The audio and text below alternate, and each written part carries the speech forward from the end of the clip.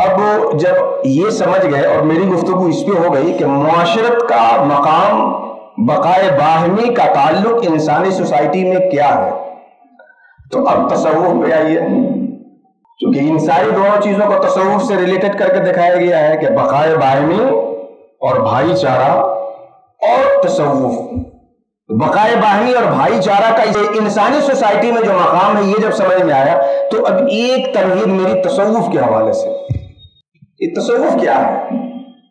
اس وقت بہت سے لوگوں کے سوال میں بہت ذہن میں یہ سوال تیزی سے گردش کر رہا ہے کہ تصوف کیا ہے، اور تصوف کو سمجھنے کی بھی کوشش کی جا رہی ہے اور سمجھانے کی بھی کوشش کی جا رہی ہے۔ تصوف کیا ہے اور اسلام میں تصوف کا کیا مقام ہے؟ میں بہت ہی شارٹ کر کے آپ کے سامنے اس کا خلاصہ رکھتا ہوں کہ اسلامی تعلیمات میں تصوف کا کیا رول ہے۔ اگر آپ اسلام کو ایک پودا مان لیں، اسلام کو آپ ایک پودا مان لیں، پودے سے میں اس لیے سمجھا رہا ہوں کیونکہ بخاری شریف میں نبی کریم صلی اللہ علیہ وسلم نے مسلم کی مثال کھجور کے پودے سے دی۔ بخاری شریف میں روایت ہے، صحابہ بیٹھے تھے، سرکار نے کہا کہ درختوں میں سے ایک درخت اس طرح ہے کہ اس کی مثال مسلمانوں کی طرح ہے، بتاؤ تو وہ کون سا ہے؟ صحابہ الگ الگ درختوں کے نام لیتے رہے، سرکار کہے نہ وہ بھی نہیں، وہ بھی نہیں، وہ بھی نہیں۔ آخر میں صحابہ نے کہا سرکار آپ ہی بتائے کہ وہ کون سا ہے؟ پھر سرکار نے فرمایا کہ ہے النخلا، کھجور کا پودا ایسا ہے جس کی مثال مسلمانوں کی طرح ہے۔ اور سرکار نے اس میں یہ بھی بتایا تھا کہ وہ پودا ایسا ہے جس کا پتا کبھی جھڑتا نہیں ہے، کبھی خشک نہیں ہوتا ہے، لیکن اس کے باوجود صحابہ کے ذہن میں کھجور کا پودا نہیں آیا۔ تو اسلام کو آپ اگر ایک پودا فرض کر لیجئے، ایک فصل فرض کر لیجئے، پودا یا فصل جو بھی ہو دونوں ایک ہی چیز ہوگی، تو اس پودے کے، اس فصل کے 3 حصے ہوتے ہیں۔ فصل اور پودے کا ایک حصہ وہ ہے جو بیج کی شکل میں ہے، جو زمین کے اندر رکھا جاتا ہے۔ آپ بازار سے آم خرید کے لائے، ایک آم بہت زیادہ پکا ہوا تھا، کھانے میں مزہ نہیں آتا، سائیڈ کر دیا، گھر کے کسی فرد نے صحن میں گڈھا کھودا اور پکے آم کو اس میں ڈال دیا، گھلے ہوئے آم کو۔ 3-4 مہینے کے بعد وہاں سے آم کا ایک پودا نکلتا ہے، پانی دیتے ہیں، آسمان کی کرنوں سے وہ توانائی حاصل کرتے ہوئے پودا 4-5 سال کے بعد تناور درخت بن جاتا ہے۔ پھر ہوتا کیا ہے کہ جیسا آم زمین کے اندر ڈالے تھے ویسا ہی آم اس کے ڈال کے ہر حصے میں نظر آتا ہے۔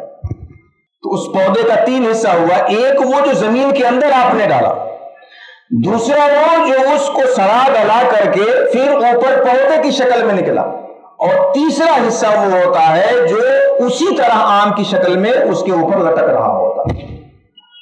تو اسلام کے بھی 3 حصے ہیں دین اسلام کے، ایک وہ جو بیج کی طرح ہے جس کو آپ کے قلب کے زمین میں رکھنا ہے، اور وہ ہے عقیدہ، ایمان۔ دوسرا حصہ دین اسلام کا وہ ہے جو پودے کی طرح ہرا بھرا ہوگا، اور وہ ہے عمل جو آپ کو سر سے لے کے پاؤں تک پورے جسم سے انجام دینا ہے۔ اور تیسرا حصہ دین اسلام کا وہ ہے جو پودے اور کے پھل کی طرح ہے، اس کے نتیجے کی طرح ہے، وہ ہے تصوف، جو اخلاق و آداب کی شکل میں آپ کے وجود پہ مرتب ہوتا ہے۔ تو تصوف کا مقام اسلامی تعلیمات کے اندر اور دین اسلام کے اندر تصوف کا وہی مقام ہوا جو پھل کا مقام پودے کے اوپر ہوتا ہے۔ پودے کا ایک حصہ جو زمین کے اندر ہے، اسی کی کرشمہ سازیوں سے پھل بن رہا ہے، پودے لگ رہے ہیں، شاخیں نکل رہی، وہ اندر ہے۔ پھر اس بیج سے پودا بنا، تناور درخت بنا، اور پھر اس میں پھل لگتا ہے۔ تو دل میں عقیدہ اور ایمان اور اللہ پہ یقین ہونا چاہیے، جوارے سے، جسم کے ہر حصے سے اس کے مطابق کام ہونا چاہیے، اور پھر اس کے اخلاق و آداب کی شکل میں اس تصوف کو انسان کے وجود میں ہونا چاہیے۔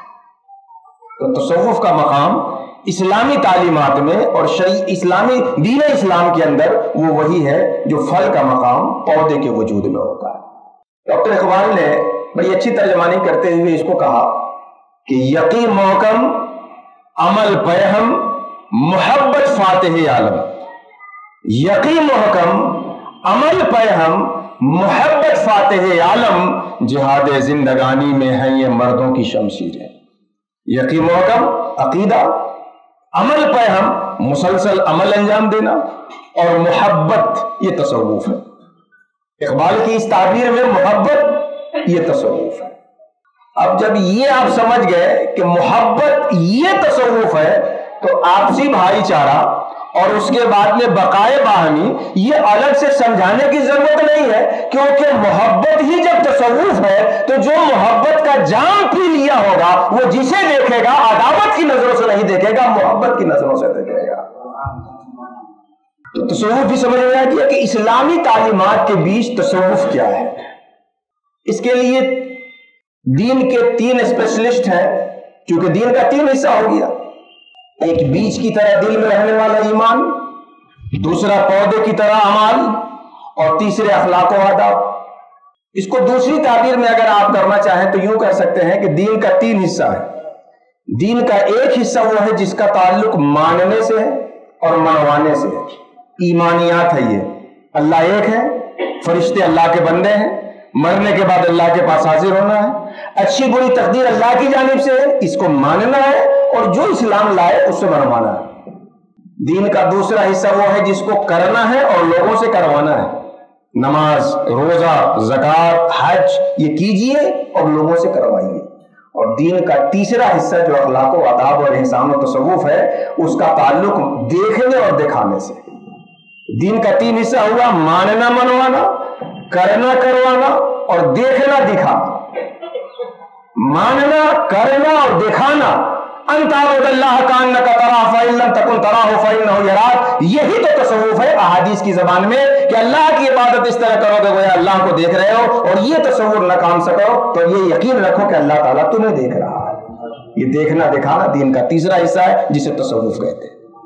तसव्वुफ में मैंने अभी जो शुरू गुफ्तगू की अभी तसव्वुफ के हवाले से, कि लोगों के साथ मिलजुल करके, लोगों यहां तो ये है सूफिया के यहां तसव्वुफ में कि हम और आप अगर किसी मासियत के मुर्तकिब को देखें तो जलील नजरों से देखेंगे और आए तो भगा भी देंगे, मगर सूफिया वो है कि जब इनके पास कोई मासियत करके आता है तो भगाते नहीं है। जैसे माँ गंदा लगाकर आने वाले बच्चे को डांट के भगाने के बजाय गले से लगाकर फिर से साफ करती है, ये सूफिया मासियत में घिरे हुए इंसान जब इनकी खिदमतों में आते हैं तो उसको गले से लगा के प्यार, मोहब्बत और शफकत से नवाजते हैं और मासियत की गंदगी से दूर करके अल्लाह का महबूब बनाते हैं।